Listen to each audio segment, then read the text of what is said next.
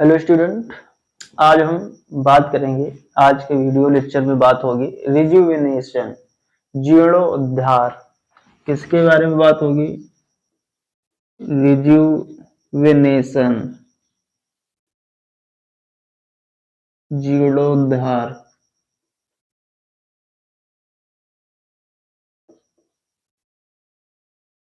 इस टॉपिक के बारे में आज हम बात करेंगे। तो बात कर लेते हैं थोड़ी सी इसके विषय में।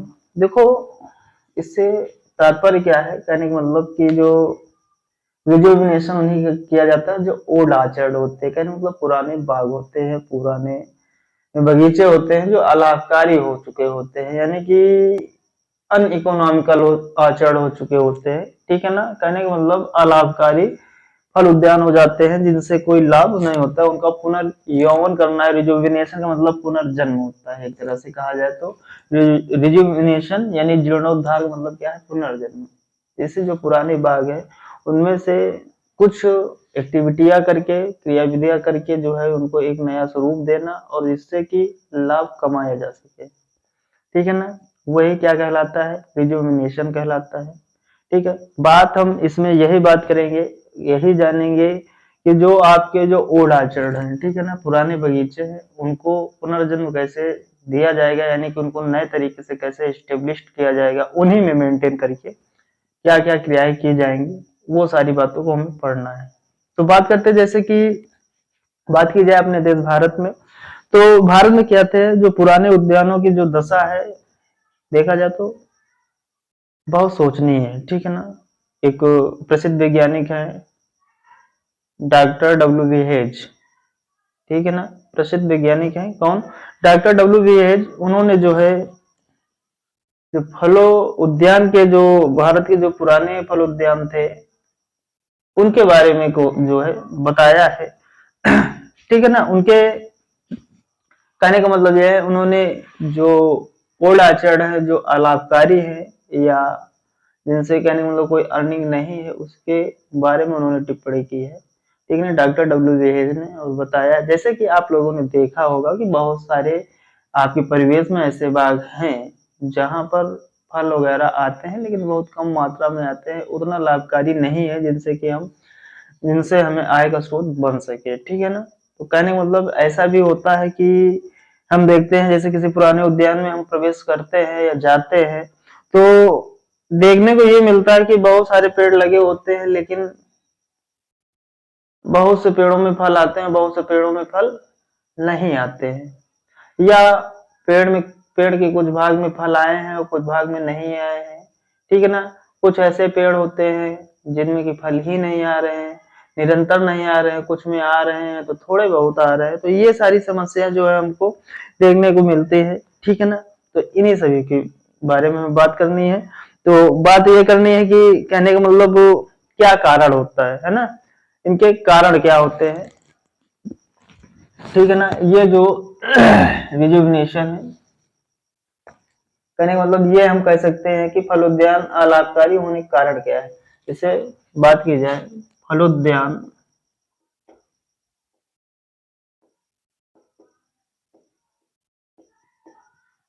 अलाभकारी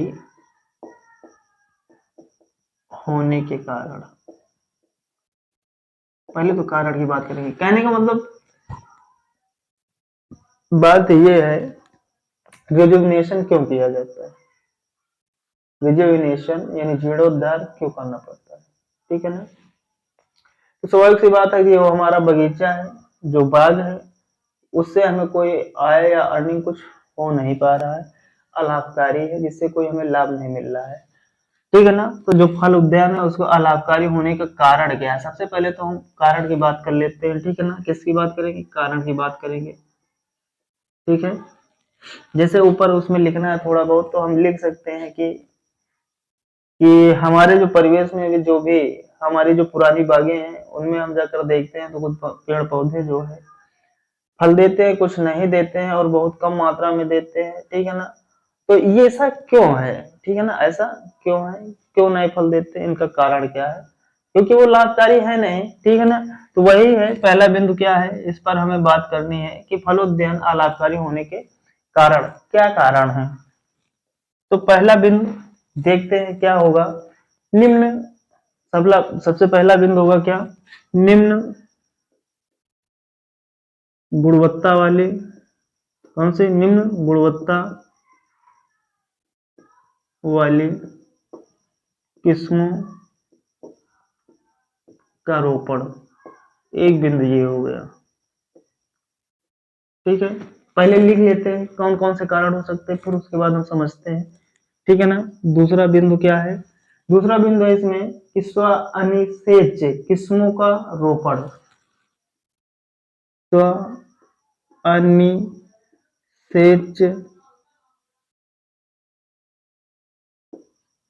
किस्मों का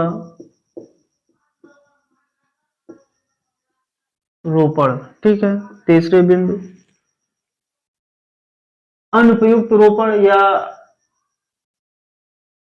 रोपण जो होते हैं, जो रोपण अंतर जो होता है उचित ना होना, ये लिख सकते हैं अनुपयुक्त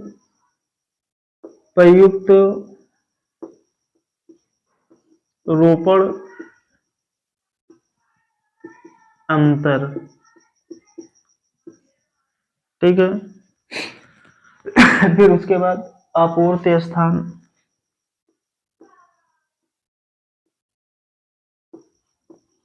आपूर्ति स्थान। और क्या हो सकता है? खरपतवार व जंगली झाड़ियों की वृद्धि, खरपतवार व जंगली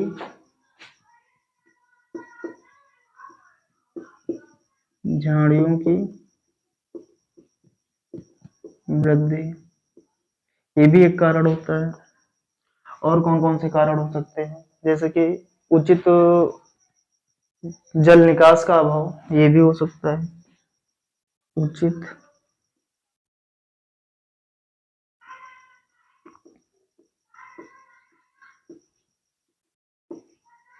का अभाव, ठीक। ये भी बिंदु हो सकता है कि उचित जल निकास का अभाव, ठीक है। और क्या हो सकता है? उचित पोषण की कमी। और क्या हो सकता है? उचित काट छांट ना होना, ठीक है ना। उचित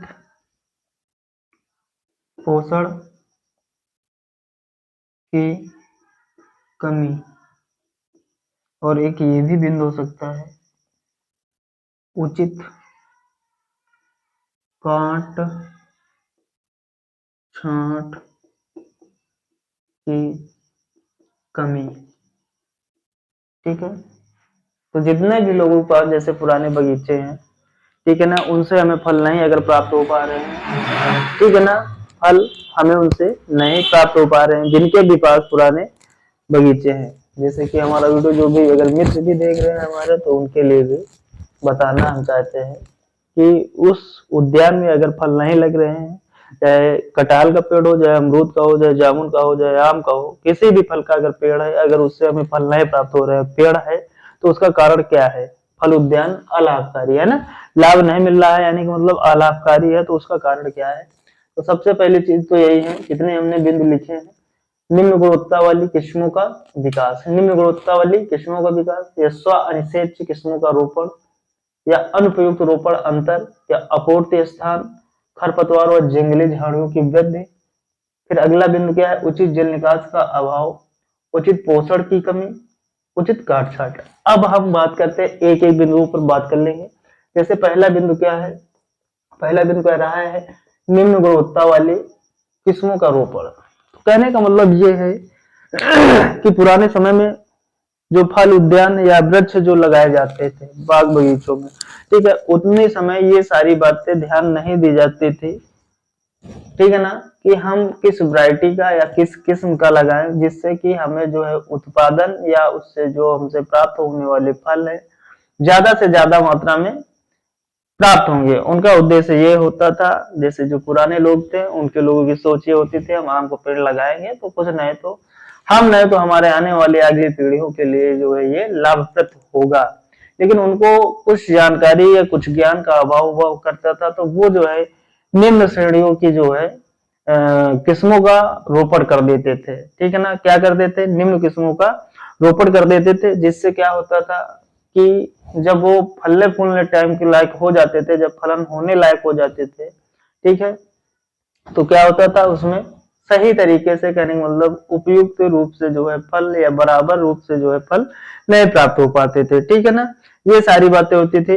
तो कहने का मतलब निम्न किस्म, कहने का मतलब जानकारी के अभाव के कारण जैसे भी पाए उस प्रकार के पौधों को जो है रोपित करवा दिया गया। ठीक है ना, निम्न ग्रोथ, कहने का मतलब उनके जो वैरायटियां होती थी, जो किस्में होती थी, कौन सी लगानी है कौन सी नहीं लगानी है, उस जानकारी का अभाव होने के कारण जो भी मिला पेड़, ठीक है ना, जो भी पेड़ मिला उसको उठाकर लगा दिया। उससे ये मतलब नहीं होता था ये भविष्य में कैसा रिस्पॉन्स रहेगा इसका। ठीक है, तो ये पहली बिंदु की बात हो गई। दूसरी बात क्या है कि स्व अनिषेच किस्मों का रोपण। स्व अनिषेच मतलब सेल्फ इनकम्पैटिबिलिटी। ठीक है ना, इसमें क्या होता था, इसमें भी स्व अनिषेच किस्में होती है जो जिनमें की फलन जो है बहुत ही कम होता है, नाम मात्र का होता है। तो कहने का मतलब ये भी है कि जिन फार्मरों को या जो किसानों को, जो भी कहने का मतलब ये धनाढ़ लोग होते थे जो बाग वगैरह लगवाते थे, उनको केवल एक अपने आप को महसूस करने के लिए, एक अपने आप को दिखावा करने के लिए कि नहीं हमने इतनी बाग लगवाई है, इतने पेड़ लगवाए, जैसे कि आज भी चल रहा है। जैसे वृक्षारोपण होता है या कुछ भी होता है तो बस खड़े होकर फोटो खिंचवा लेना है। ठीक है ना, वृक्षारोपण हो गया, कितने वृक्ष लगे कितने नहीं लगे, एक दो वृक्ष। ठीक है, तो यही सारी चीजें थी। पहले भी जो धनाढ़ लोग थे तो क्या करते थे, बाग में लगवा दिए। ठीक है ना, किस्मों लगवा, वो कैसी किस्में हैं, फलन करने वाली है या नहीं है, ठीक है ना, जैसे भी पाए वैसे रोप दी गई। तो इस तरह की किस्मों को रोप देते थे जो अनिषेच होती थी। ठीक है ना, जैसे कि क्या होता है स्व अनिषेच किस्मों में, यानी पुष्पन की क्रियाएं होती हैं, पुष्पन के बावजूद भी उसमें फलन जो है कम होता है। ठीक है ना, क्या होता है, पुष्पन होता है, पुष्पन के बावजूद जो है उसमें फलन नहीं होता है, तो वो स्व अनिषेच किस्में कहलाते हैं। ठीक है, ये बात हो गई। फिर उसके बाद अनुपयुक्त रोपण। ठीक है ना, अनुपयुक्त रोपण का मतलब ये है कि कहने का मतलब ये है, जैसे कि कोई भी एक उदाहरण ले लेते हैं, एक पशु है, एक पशु को रहने के लिए अगर जितना स्थान है अगर उतना पर्याप्त नहीं मिलेगा तो समस्याएं क्रिएट होंगी। ठीक है ना, ठीक उसी प्रकार अनुप्रयुक्त रोपण से तात्पर्य यह है, अगर एक पौधे को 5x5 5x यानी कहने का मतलब जैसे कोई बगीचा है, ठीक है, ये मान लिया हमने क्या है, बगीचा है। जैसे हमने आम का पेड़ लगाया, आम के पेड़ को हमें जो लगाना है 5x5 मीटर की दूरी पर लगाना है। तो कहने का मतलब जैसे यहाँ पर एक पौधा ये लगा है तो ये जो है डिस्टेंस ये यहाँ पर 5 होनी चाहिए और ये यहाँ पर 5 होनी, 5 ये भी हो और 5 ये भी हो। तो इससे होता क्या है, इससे होता यह है कि वायु का संचार, प्रकाश, ये सारी चीजें जो है बराबर मात्रा में मिलती रहती है। ठीक है ना, तो क्या होता है, फलन ठीक ठाक होता है। ठीक है, फलन होता है, जो पोषक तत्व होते हैं मिट्टी में, जो तरह तरह के बैक्टीरिया या फंगस जैसी डिजीज होते हैं, जब वायु का संचार या सारी चीजें होती है, जैसे मृदा में जो रंध्रावकाश वगैरह होते हैं उनमें ये सारी चीजें सहायक होती है। तो अनुपयुक्त रोपण से क्या होता है कि बराबर मात्रा में जो भी वातावरण में होने वाली या घटने वाली जो भी क्रियाएं होती हैं, ठीक है ना, वो बराबर रूप से नहीं हो पाती हैं। ठीक है ना, और दूसरी चीज जैसे कि कोई भी पौधा है, किसी पौधे के लिए उसके पालन के लिए यानी पोषण के लिए पोषक तत्वों की आवश्यकता होती है। जैसे कहा जाए पोषक तत्व क्या है, तो पौधों के पोषण के लिए जिन तत्वों की आवश्यकता होती है वही आपके पालन पोषण कहलाते हैं।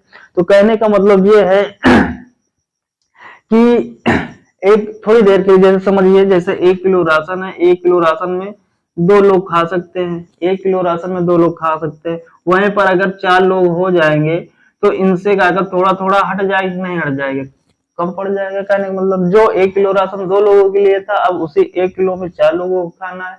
तो यहाँ पर क्या होगा कि पोषक तत्व की भी कमी आ जाएगी। जब उचित नहीं मिल पाएगा तो क्या होगा, कहने का तात्पर्य वही है कि अनुपयुक्त रोपण अंतर से मतलब यही है कि अगर उचित दूरी पर नहीं होगा, जैसे ये प्लांट यहाँ पर है तो यहाँ का जो प्लांट है, ये जो प्लांट है यहाँ के आसपास समीप से ही तो अपना पोषक तत्व भूमि से प्राप्त करेगा। जल हो गया, पोषक तत्व हो गए, जितने भी चीजें हैं तो सारी चीजें यहीं से क्रिएट करेगा। अब यहीं पर फिर दूसरा पौधा है तो उसके लिए भी तो जगह चाहिए ना, एक एरिया होना चाहिए कि इतने में लगे होंगे तो उनको बराबर मात्रा में जो है भूमि से पोषक तत्व मिलते रहेंगे। अब यही पौधा, अब इधर भी वही चीज है, ठीक है ना, ऐसे होना। अब ये एक जैसे कि माना अगर उचित दूरी नहीं है, क्या उचित दूरी नहीं, एक पौधा यहाँ लगा दिया फिर यहाँ लगा दिया, तो इन दोनों में जो है पौधों का विकास नहीं हो पाता है।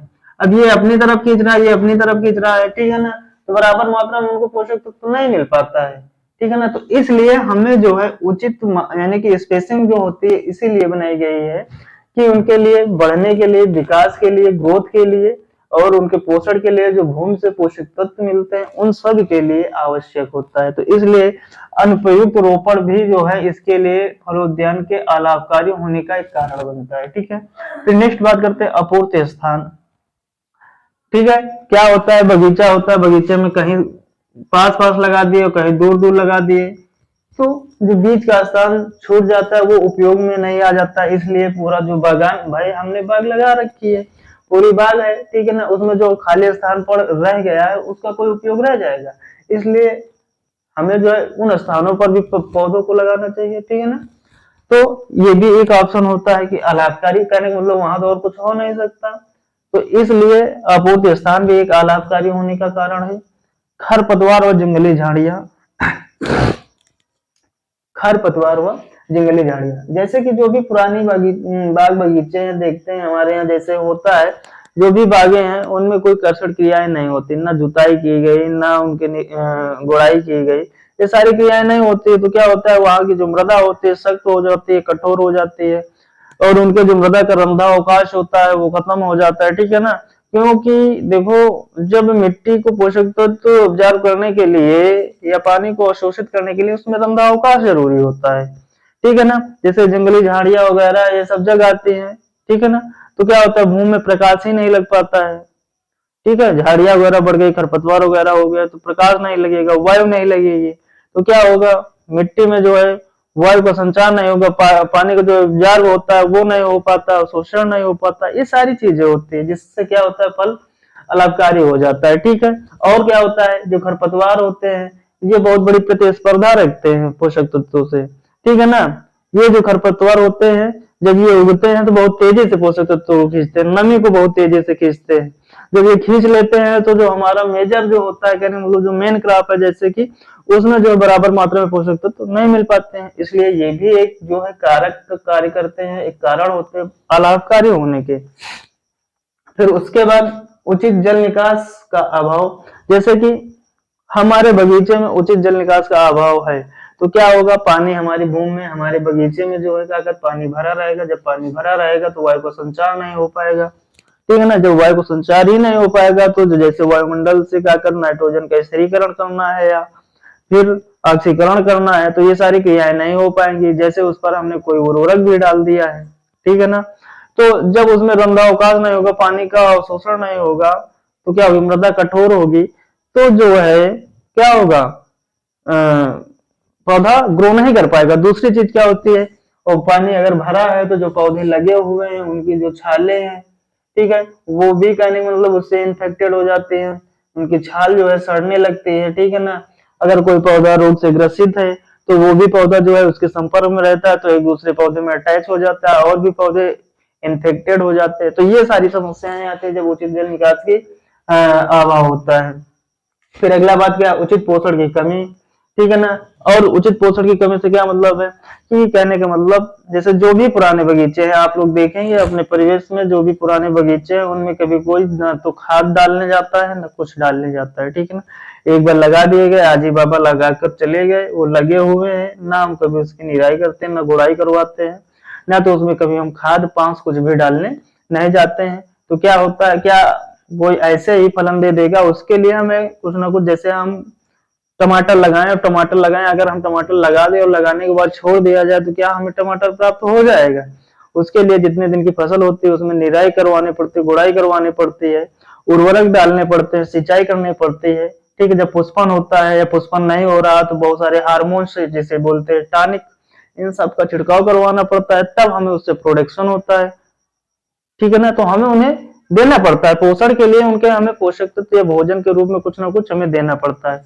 जब हम जो भी बगीचे हैं उनमें कौन देता है, तो इसलिए हमें उसमें उचित जो पोषण की कमी हो जाती, इसके कारण भी अलाभकारी होते हैं। ठीक है ना, इसलिए जो भी फल वाले वृक्ष हैं उनमें गोबर की खाद हो गई या नाइट्रोजन हो गया, फास्फोरस हो गया, पोटाश हो गया, ये सब देने चाहिए। ठीक है, फिर अगला बिंदु क्या है, उचित काट छांट की कमी। क्या है उचित काट छांट की कमी? उचित काट छांट की कमी से मतलब कि तात्पर्य ये है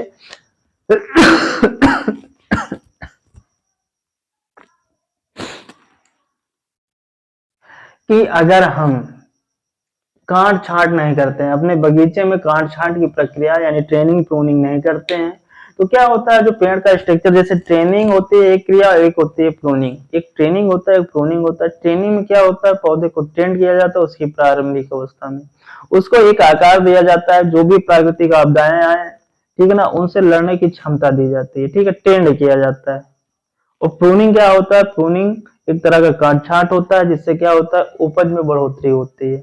जैसे कि कोई पौधा है, कोई पौधे में जैसे बहुत सारी अनावश्यक शाखाएं हैं, उनसे कोई हमें लाभ नहीं है, तो उनके रखने का कोई मतलब है, कोई मतलब नहीं होता है, क्योंकि जैसे जो भी उनमें अनावश्यक शाखाएं होंगी उनमें फलन हो नहीं रहा है, और वो जीवित हैं, कहने का मतलब आपके पौधे से या पेड़ से जुड़ी हुई हैं, तो उनको भी तो पोषक तत्व चाहिए, जल पानी जो भी, नाइट्रोजन फास्फोरस जो भी चाहिए, उनको भी जीवित रहने के लिए तो कहने का मतलब कुछ ना कुछ पोषण चाहिए। तो इसलिए क्या होता है, एक अलाभकारी होने का कारण होता है। इसलिए अगर जैसे हम काट छांट करते रहते हैं, जो भी अनावश्यक शाखाएं हैं उनको हम काट देंगे, तो और भी जो जिन शाखाओं पर फलन होना है, पुष्पन होना है, उनमें बराबर मात्रा में पोषक तत्व मिलेगा।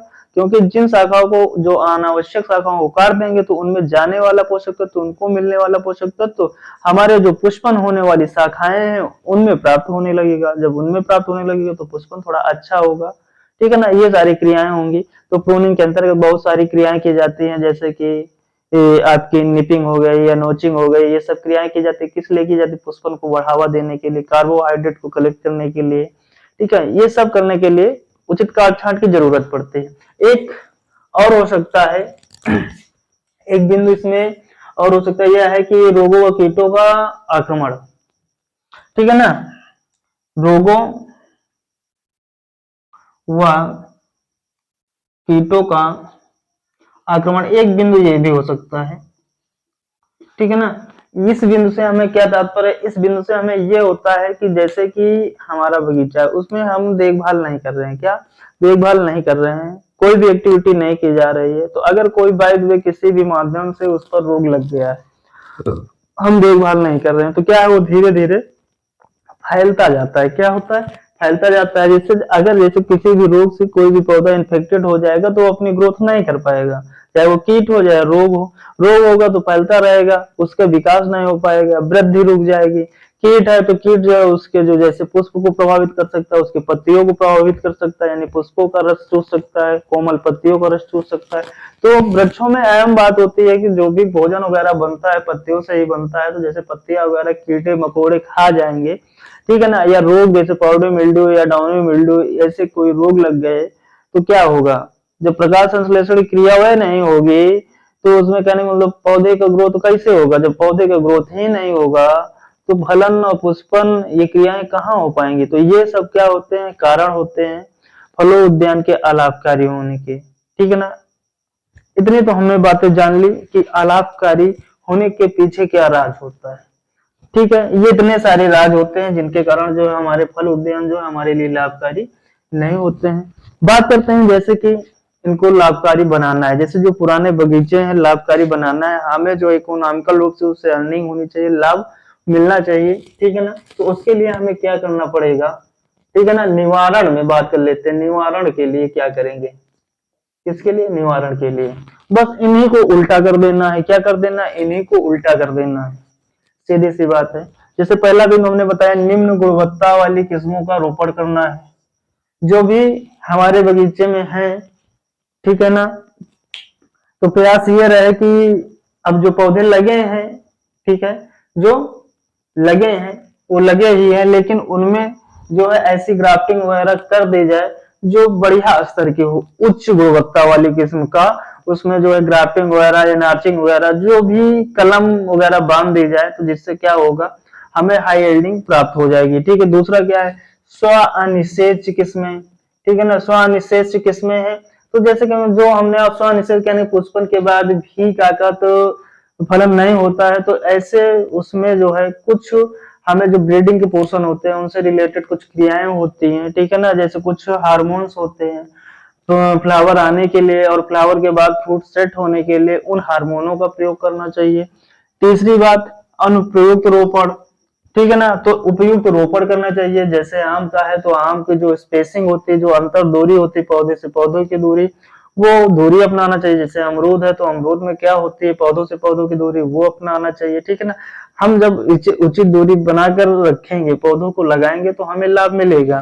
फिर तीसरी बात, अपूर्ति स्थान, जो भी स्थान खाली पड़ा हुआ है, ठीक है, उन स्थानों को कागज हम भर देंगे, नया प्लांट जो है जनरेट कर देंगे, वहां पर प्लांटेशन कर देंगे, रोपित कर देंगे, बढ़िया गुणवत्ता वाले फल वो वैरायटी के जो पेड़ है लगाएंगे। ठीक है, फिर अगली बात क्या है, जंगली खरपतवार और ये इनकी वृद्धि, तो सीधी सी बात है, इनको हम हटा देंगे। क्या कर देंगे, हटा देंगे, उनकी सफाई करवाएंगे, तो जो है हमारा जो उद्यान है वो लाभकारी हो जाएगा। ठीक है, जो खरपतवार उनको हटवा देना, जंगली झाड़ियों को कटवा देना है। ठीक है, कर्षण क्रियाएं हमें करवानी है।